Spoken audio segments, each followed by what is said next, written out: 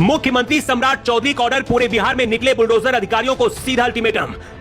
प्रशासनिक फेरबदल से खलबली, सम्राट के फैसले से कांपे बाहुबली लालू परिवार का भी आया नंबर।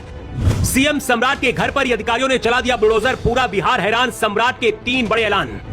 बिहार में सीएम सम्राट चौधरी ने बुलडोजर चलाने का ऑर्डर दिया और सबसे पहले सम्राट के घर पर ही अधिकारियों ने बुलडोजर चला दिया। इससे पहले शायद ऐसा पहले कभी नहीं हुआ होगा कि जिन अधिकारियों को उस राज्य का सीएम अवैध कब्जा हटाने का ऑर्डर दे, वो अधिकारी मुख्यमंत्री के घर पर ही सीधा पहुंच जाएं और उसके घर पर ही बुलडोजर एक्शन और तोड़फोड़ मचा दें।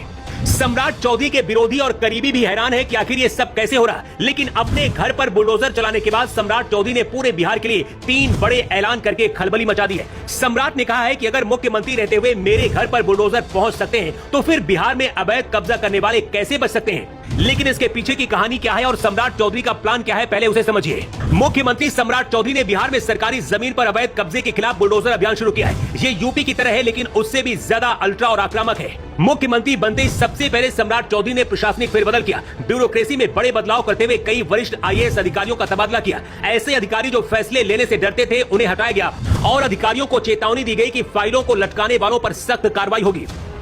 सम्राट चौधरी ने घोषणा की है कि मुख्यमंत्री कार्यालय अब सीधे अचल कार्यालय, ब्लॉक और थानों पर नजर रखेगा ताकि भ्रष्टाचार पर लगाम लगाई जा सके। सम्राट चौधरी ने कहा कि ऐसे मामलों पर मैं खुद नजर सीएमओ में बैठकर रखूंगा। 13 अप्रैल 2024 को सुप्रीम कोर्ट ने लालू यादव और उनके परिवार के खिलाफ सीबीआई के एफआईआर रद्द करने से इनकार कर दिया। दिल्ली की राउज एवेन्यू कोर्ट में ईडी ने भी मनी लॉन्ड्रिंग मामले में अपनी दलीलें पूरी कर ली, जिसमें लालू परिवार पर जमीन के बदले नौकरी देने और अवैध संपत्ति बनाने का आरोप है। रेलवे से जुड़े घोटाला केस में अक्टूबर 2025 में सीबीआई कोर्ट ने लालू प्रसाद, राबड़ी देवी और तेजस्वी यादव सहित 14 आरोपियों के खिलाफ आरोप तय किए हैं।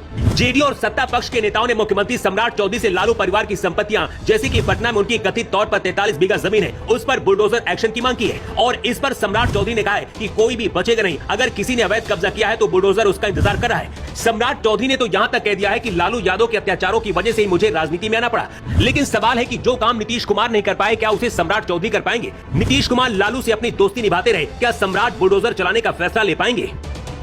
सम्राट चौधरी ने कहा कि मुझे लालू यादव ने जेल भिजवाया था, मेरे साथ साथ मेरे परिवार के 22 लोग जेल गए थे। अगर लालू यादव ने मुझ पर अत्याचार ना किया होता तो आज मैं बिहार का मुख्यमंत्री नहीं बनता।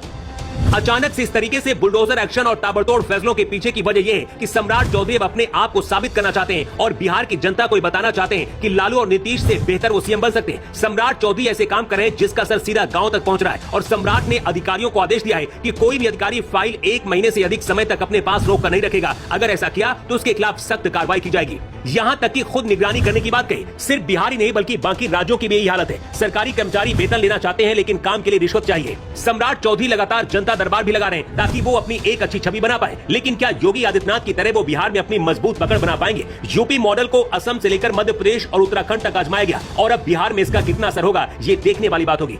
लेकिन अधिकारियों को किस लेवल की छूट सम्राट चौधरी ने दी है, इसका अंदाजा इस बात से लगाइए कि सम्राट के घर पर अवैध कब्जे पर अधिकारियों ने बुलडोजर चला दिया।